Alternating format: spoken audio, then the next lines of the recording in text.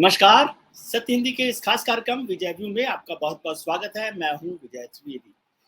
मुंबई में इस समय राजनीतिक एक्टिविटी पॉलिटिकल एक्टिविटी जो है बहुत तेज हो गई है। इंडिया की बैठक हो रही है। कल भी वो बैठक होगी, कल फाइनल होगा कि क्या क्या होने वाला है। सरकार को किस तरह से चुनौती दी जा सकती है, एनडीए सरकार को कैसे चुनौती दी जा सकती है, क्या सब लोग एक साथ हो सकते हैं। 28 दल इकट्ठा हो रहे हैं, 63 नेता हैं, उसमें 6 मुख्यमंत्री हैं जो लगातार चैलेंज दे रहे हैं। ये जो सारा गठबंधन है वो 2024 की तैयारियों के लिए है और उससे पहले उसका सेमीफाइनल 5 राज्यों की विधानसभा में भी होने वाला है। लेकिन जो 2024 का चुनाव है, जिसे अभी तक नरेंद्र मोदी सरकार के लिए वॉकओवर माना जा रहा था और बार-बार भारतीय जनता पार्टी ये कह रही थी कि ये मोदी का ऑल्टरनेटिव कोई नहीं है। यानी टीना फैक्टर है, there is no alternative for Modi. तो क्या वो टीना फैक्टर काम कर रहा है? क्या मोदी का कोई ऑल्टरनेटिव नहीं है? या इंडिया गठबंधन जो है अपनी इस तीसरी बैठक में मोदी के लिए या एनडीए सरकार के लिए कोई चुनौती बन सकता है, कोई ऑल्टरनेटिव दे सकता है? क्या प्रधानमंत्री पद के उम्मीदवार का नाम तय कर सकता है?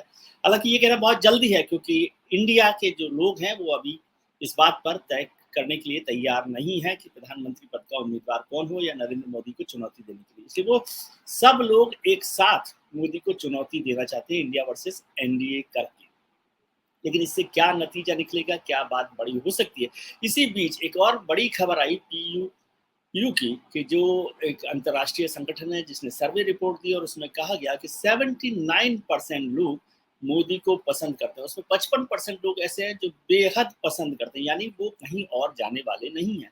ऐसे ही लोगों की संख्या करीब 26% है जो राहुल गांधी को पसंद करते हैं। तो 26% और 55% में ये बड़ा फर्क दिखाई दे रहा है। लेकिन इसमें इंटरेस्टिंग बात यह है कि जो विपक्ष के और नेता हैं, ममता बनर्जी है, अरविंद केजरीवाल है, केसीआर है, ये तमाम, नीतीश कुमार है, उनका नंबर कहीं नहीं है। यानी राहुल गांधी सबसे बड़े पसंदीदा उम्मीदवार हैं विपक्ष के पीयू के सर्वे के हिसाब से। तो क्या नरेंद्र मोदी वर्सेस राहुल गांधी का मुकाबला होगा? क्या राहुल गांधी के लिए तैयार होंगे विपक्षी गठबंधन या कांग्रेस के लिए होंगे? अभी तो ये तय होना है कि क्या कोई संयोजक बनेगा या एक कोऑर्डिनेशन कमेटी बनेगी जो काम करेगी। लेकिन इतना आसान काम नहीं है, क्योंकि बहुत सारी जगह हैं जहां पर दोनों राज्य, कई राज्यों में पार्टियां जो आज इंडिया गठबंधन में वो आमने सामने धुर विरोधी हैं। वो वेस्ट बंगाल हो तो वहां पर लेफ्ट कांग्रेस वर्सेस टीएमसी है, पंजाब और दिल्ली में आम आदमी पार्टी और कांग्रेस है, उत्तर प्रदेश में अखिलेश यादव की समाजवादी पार्टी और कांग्रेस है। ऐसे बहुत सारे राज्य हैं, तमिलनाडु के में डीएमके के साथ ऐसा ही है, केरल में भी इसी तरह का मामला है। तो क्या ये सब लोग एक साथ हो सकते हैं? क्या साझा उम्मीदवार को लेकर कोई रणनीति बन जाएगी? क्या 450 सीटों पर उम्मीदवार, साझा उम्मीदवार खड़े करने की बात है, वो प्रैक्टिकली पॉसिबल है? क्या क्या संभव हो पाएगा?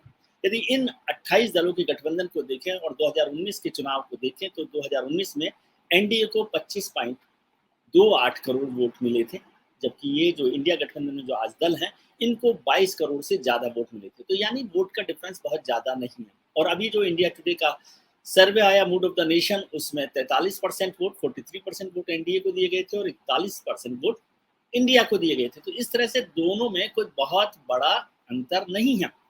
यदि इन 28 दलों के गठबंधन की कुल सीटों को 2019 में देखा जाए तो 326 सीटें ऐसी हैं जहां पर ये दल दूसरे नंबर पर रहे हैं। तो ये दूसरे नंबर को क्या पहले नंबर में बदलने में तैयार हो सकते हैं, काबिल हो सकते हैं, कामयाब हो सकते हैं?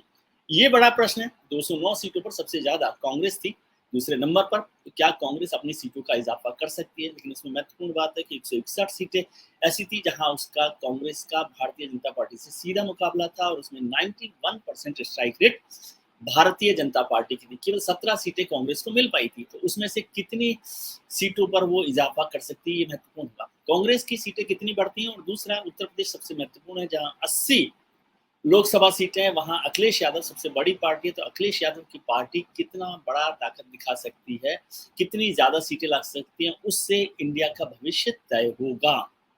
ये दोनों बहुत महत्वपूर्ण बातें, इन सब पर भी बात होनी है। इन सबसे चुनौती की भी सबसे बड़ी बात जो है वो साझा उम्मीदवार खड़ा करने की। हालांकि उससे पहले कोऑर्डिनेशन कमेटी बनेगी। कोऑर्डिनेशन कमेटी में क्या हो रहा है, लोगो तैयार हो गया है ऐसा बताया गया है, एक नारा दिया गया है, जुड़ेगा भारत तो जीतेगा इंडिया। तो जुड़ेगा भारत अच्छी बात है और जीतेगा इंडिया ये भी अच्छी बात हो सकती है। लेकिन क्या ये मुमकिन है और क्या एनडीए इसके लिए तैयारी कर रहा है? ये बात साफ हो रही है कि एनडीए को भी इसकी चिंता हो रही है और कुछ दिनों में एनडीए की भी एक बड़ी बैठक होने वाली है। इसके साथ साथ आज एक बड़ी खबर सरकार ने दे दी जिसे चौंका दिया है कि अभी 18 से 22 सितंबर तक संसद का विशेष सत्र बुलाया गया, स्पेशल सेशन बुलाया गया। तो प्रधानमंत्री और सरकार क्या तैयारी कर रही है, वो क्या चौंकाने वाली है, क्या इंडिया गठबंधन का कोई राजनीतिक जवाब देने की तैयारी कर रही है, कोई बड़ा बदलाव मौजूदा व्यवस्था में किया जा रहा है, संसदीय व्यवस्था में किया जा रहा है। ऐसे बहुत सारी चीज़ें, कोई नया कानून लाया जा रहा है, नया बिल पास किया जा रहा है। इन सब बातों की चर्चाएँ भी आज शुरू हो गई हैं, जब ये तय हुआ कि 18 से 22 सितंबर तक संसद का विशेष सत्र बुलाया जाएगा। तो ऐसी वजह है जिस पर काम हो रहा है। भारतीय जनता पार्टी अपने उन उम्मीदवारों को भी तलाश रही है, नज़र रख रही है जिनकी जिन सीटें कमज़ोर थी और इस बार उनका जो प्रदर्शन है बहुत अच्छा नहीं रहा, यानी उनके खिलाफ इंडिविजुअल एमपीज़ के खिलाफ एंटी इनकम्बेंसी है। तो क्या उनके टिकट कटेंगे? क्या उनकी जगह नए चेहरे आएँगे? बताया जा रहा है कि काफ़ी नए युवा चेहरे भी भारतीय जनता पार्टी इस बार के चुनाव में रख सकती है। फिर जो 5 राज्यों के विधानसभा चुनाव होने नवंबर-दिसंबर में, राजस्थान, छत्तीसगढ़, मध्य प्रदेश, तेलंगाना और मिज़ोरम, इसमें क्या प्रदर्शन रहता है, भारतीय जनता पार्टी कितना बेहतर प्रदर्शन करती है, उसका भी एक पॉलिटिकल और साइकोलॉजिकल असर दिखाई देगा कि वहाँ पर क्या हो सकता है। लेकिन बात है इंडिया गठबंधन की। इंडिया गठबंधन में अभी ये तो बात तय हो गई है कि कोई प्रधानमंत्री पद का चेहरा नहीं होगा, लेकिन उन पार्टियों के अपने-अपने नेता अपने नेताओं को प्रधानमंत्री पद का दावेदार बता रहे हैं। चाहे कांग्रेस में राहुल गांधी की बात हो, अरविंद केजरीवाल साहब की बात हो आम आदमी पार्टी में, या तृणमूल कांग्रेस में ममता बनर्जी की बात हो, और जेडीयू के नीतीश कुमार को तो सब लोग ये मान ही चलेंगे वो प्रधानमंत्री पद के दावेदार हैं, संयोजक के दावेदार हैं। हालाँकि आम आदमी पार्टी की राघव चड्ढा ने आज साफ कर दिया कि Arvind Kejriwal prime ministerial race में नहीं है, प्राइम मिनिस्टर के फेस नहीं बनेंगे। हालाँकि लोग अभी उनके पास केवल 1 एमपी है लोकसभा, कोई एमपी भी वहाँ पर नहीं है। कांग्रेस सबसे बड़ी पार्टी जिसके पास 52 एमपीज़ हैं, वो कितना कर सकती है। उसके बाद डीएमके है, उसके बाद ममता बनर्जी हैं, उसके बाद नीतीश कुमार है। तो इन सब दलों के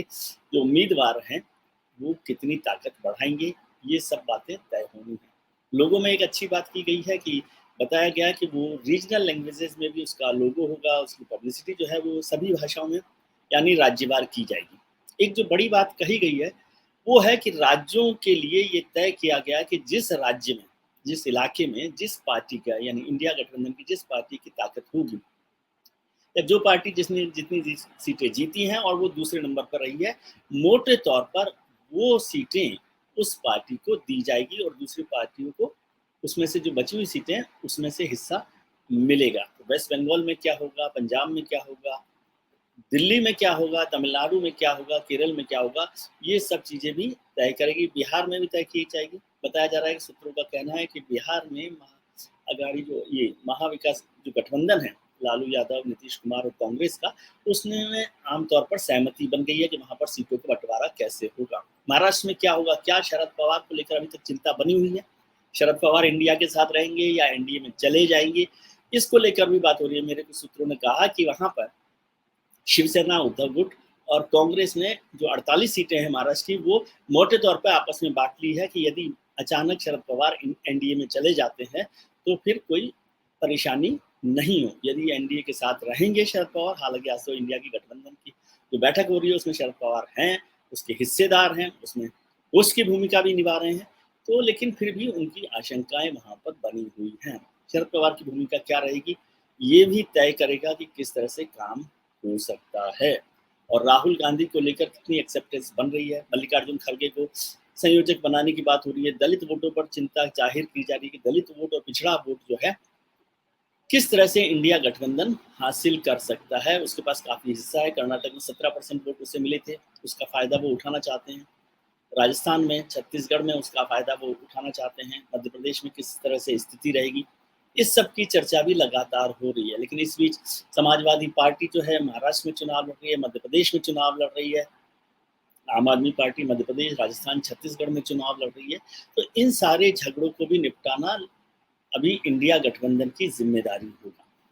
फिर जो कोऑर्डिनेशन कमेटी बनेगी उसके पास क्या क्या जिम्मेदारी होगी, कितने दलों को ये जिम्मेदारी मिल पाएगी, कौन कौन नेता होगा, वो क्या क्या काम करेंगे, ये सब मामले भी तय होने। लेकिन जो सबसे मुश्किल काम है वो है साझा उम्मीदवार खड़ा करना। हालांकि मैं आपको जानकारी दूं कि 1989 में और 1977 में दोनों बार इस तरह का प्रयोग किया गया था।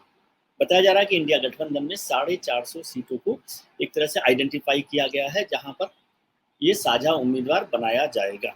तो ये साझा उम्मीदवार 450 सीटों पर नहीं 400 सीटों पर भी हो जाए, या 326 सीटें जो दूसरे नंबर पर रही हैं उन पर भी उनकी बात हो जाती है, तो शायद नतीजा कुछ बदल सकता है और एनडीए को कड़ी टक्कर मिल सकती है। बहुत सारी बातें, राजनीतिक चर्चाएं चल रही हैं, गठबंधन की बैठक हो रही है, इस सब पर हम चर्चा करते रहेंगे। आज के कार्यक्रम में इतना ही। इंतजार रहेगा कि इंडिया के गठबंधन का क्या फैसला निकल कर आता है। आप बने रहिए सत्य हिंदी के साथ, सभी फैक्ट के साथ खबरों को देखने के लिए सत्य हिंदी के साथ जुड़े रहिए। आज के लिए इतना ही। उम्मीद करता हूँ कि आपके लिए आने वाला कल आज से बेहतर होगा। आप अपना ख्याल रखिए, उनका ख्याल रखिए, तो आपका ख्याल रखते हैं। नमस्कार, शुक्रिया।